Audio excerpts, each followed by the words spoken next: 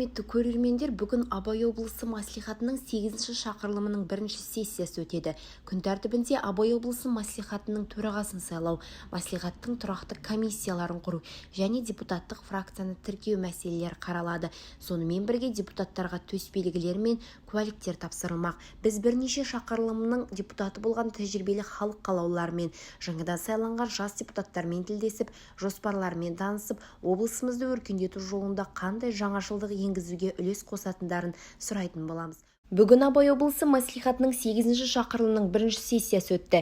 Сессия жұмысына Абай облысының әкімі Нұрлан Уранхаев, облыс әкімінің орынбасарлары, облыстық аумақтық сайлау комиссиясының төрайымы Наталья Фисенко, мемлекеттік органдар мен ұйымдардың басшылары, құқық қорғау органдарының, бұқаралық ақпарат құралдарының, қоғамдық бірлестіктер мен облысымыздағы партиялардың өкілдері және жаңадан сайланған 28 депутат қатысты. Сессия барысында Наталья Фисенко сайлау қорытындыларымен таныстырып өтті. Бір мандаттық аумақтық сайлау округтері бойынша 15 депутат сайланды. Партиялық тізім бойынша Аманат партиясынан 13 депутат, Республика партиясынан 1, Қазақстан халық партиясынан 1 депутат сайланды. Халық қалаулыларына төсбелгілер мен куәліктер тапсырылған соң, Абай облысы мәслихатының төрағасы ретінде Қуаныш Сүлейменов сайланды. Ел игілігі жолында ауқымды жұмыстар күтіп тұрғандығын тілге тиек еткен облыс әкімі Нұрлан Уранхаев 8-ші шақырылым депутаттарының жұмысына сәттілік тіледі. Жаңадан сайланған әр депутат мемлекетіміз бен қоғам алдындағы зор жауапкершілікті сезініп, ел мүддесін қорғауға адал қызмет жасайды деп сенемін. Біз кешенді жоспар мен мемлекеттік бағдарламаларды негізге алып, облысымызды жан-жақты жаңғырту жұмысын күшейтуіміз қажет, деді Нұрлан Делманұлы. Халық қалаулыларының құрамында оған дейінде бірнеше шақырылымның депутаты болған тәжірибелі азаматтарда, биыл тұңғыш рет халық сеніміне ие болған жастар да бар. Жалпы 30 депутаттың 6-ы нәзік жанды болса, 3-еуі 35 жасқа дейінгі жасы ең үлкені 67 жаста. Халық сенімін ақтауымыз керек. 2023-27 жылдары облыстың дамытуға арналған кешенді жоспар жасалынған. Аймақ әкімдігімен халықпен бірлесіп сол жоспарды жүзеге асыруға атсалысамыз. Абай облысының гүлденуіне, экономикамыздың өркендеуіне, ауыл шаруашылығы саласын дамытуға, халықтың әл-ауқатын арттыра түсуге үлес қосу мақсатымыз, деді тәжірибесі мол депутат Марат Құрманбаев. Бізге соны сенімін ақтауымыз керек. 23-27 жылға үлкен бағдарлама қабылданған, соның орындалуына бәріміз атсалысамыз деп ойлаймыз. Ол деген біздің Абай облысын гүлдендіріп, әрі қарай біздің экономикамызды дамытып, ауыл шаруашылығын көтеру мәселе, халыққа жағдай жасау. Сонымен біз мен ойлаймыз, осы жаңа тағайындаған депутаттар соған өздерінің үлестерін қосады деп.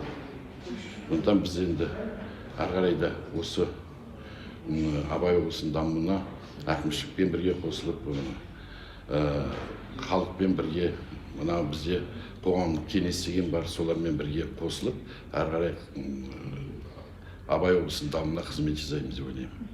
Сессия барысында тұрақты 5 комиссия құрылып, төрағалары бекітілді. Экономикалық және қаржылық, кәсіпкерлік қызметті дамыту саласындағы тұрақты комиссияға депутат Қанат Әділбай, агроөнеркәсіптік кешен және экологияны дамыту саласындағы тұрақты комиссияға Уалихан Майжанов, халықты әлеуметтік қорғау, білім және ғылым, денсаулық сақтау, мәдениет және спортты дамыту саласындағы тұрақты комиссияға Риза Молдашева, депутаттық өкілеттілік, этика және заңдылық мәселелері жөніндегі тұрақты комиссияға Шолпан Чегедекова, өнеркәсіп және жер қойнауын пайдалануды дамыту саласындағы тұрақты комиссияға Бауыржан Қайранбаев төрағалық ететін болды. Армысыздар, бүгін Абай облысының мәслихатының 8-ші шақырылымына алғашқы сессиясына келіп қалды. Тұңғыш рет осы қадамға бет бұрып отырмыз. Алғаш рет депутат атандық осы Абай облысының мәслихатының. Енді бұл деген жастар квотасы бойынша өтіп отырғаннан кейін жастарға үлкен мүмкіндік. Алғаш тұңғыш беріп жатқан, өйткені біз бұғанға дейін бұндай дүниелерді көрмедік. Бармақ басты, көз қысты деген дүниелердің ішінде көп нәрсе астында қалатынын көрдік. Сондықтан жаңа Қазақстанның бір сеңі қозғалып, біздің қатып жатқан қара тістей сеңі бұзылған сияқты сәуірдегі сондай дүние болып жатыр. Сондықтан әрине қуаныштымыз, өйткені ертең қарапайым халықтың ішінен шыққан адам қарапайым халықтың мәселесін көтере алады, мәселесін біледі. Ал төбеде биікте жүріп, бұл қарапайым халықтың мұң-мұқтажын екінің бірі біле бермейді. Сондықтан мен ойлаймын, бүгінгі Абай облысының мәслихаттық құрамы өзгеріп жатыр. Мықты азаматтармен, тұлғалармен, сондай кісілермен толығып жатқанына мен қуанамын. Бұл да бір өзгерістің бір нышаны. Семей деген үлкен бір элиталық ақсүйектердің оқыған тоқығандардың қаласы болғаннан кейін, Абай облысы деген аты болғаннан кейін соған лайық облыс болуға қолымнан келгенше күш жігерімді салам. Енді мен анау істеймін, мынау істеймін деп өтірік уәде беруден аулақпын. Тауға барып тас қашайын, қырам жоямын деп айтпаймын. Өзімнің қолымнан келгенше әрбір істі мұқият, елге пайдалы істерді атқаруға қызмет. Және де 8-ші сайланған Семей қаласы мәслихатының бірінші ұйымдастыру сессия отырысы өтті. Сессия отырысына Семей қаласының әкімі Нұрбол Нұрсағатов, Семей қаласының аумақтық сайлау комиссиясының төрағасы Зейнолла Тоқаев, қала әкімінің орынбасарлары, бөлім басшылары, жаңадан сайланған мәслихат депутаттары мен бұқаралық ақпарат құралы өкілдері қатысты.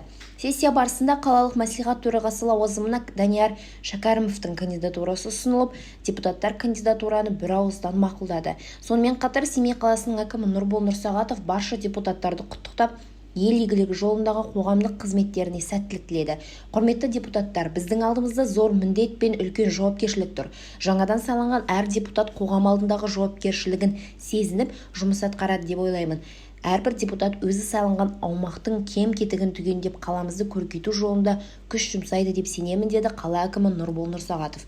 Сондай-ақ сессия барысында тұрақты комиссия төрағалары мен мүшелері сайланды. Аумақтық сайлау комиссиясының төрағасы Зейнолла Тоқаев депутаттардың куәліктері мен төс белгілерін табыстады. Жосанбанк акционерлік қоғамы филиалының өңірлік директоры Әділет Оралбекұлының сөзінше, депутаттық лауазым үлкен жауапкершілік. Ол барлық әріптестерін қаланың көркеюіне өзекті проблемаларды уақытылы шешуге шақырады. Бәріміз қолдап, осы депутат 23 адам, және де осы 23 адам емес, осы 350 мың халық Семейдегі бәріміз біріліп жұмыс жасау керек. Өте көп жұмыс. Мен өзім бірінші округта, менде округым Жолман, кірпішный, холодный күріш, онда өте көп жұмыс. Соны бәрін енді ақырындап жасаймыз. Өзім енді банкта істеп отырған кезінде, енді ол банк жайдан жай банк емес қой, біз инвестиционный компания болған соң, осындай біздің көбірек ақша кіргізіп, осы жерде бизнес ашқан сондай мақсатпен келіп отырмыз. Өйткені енді қазір бізден көп қаржы беріп отыр ғой республикадан мына жерге Семейімізге. Бірақ енді ол айтқандай ақша резина емес. Сондықтан өзіміз бизнесімізді мұнда қолдап, оларды көтеру керек. Көп инвестиция керек. Сонымен енді айналасам, бұйырса.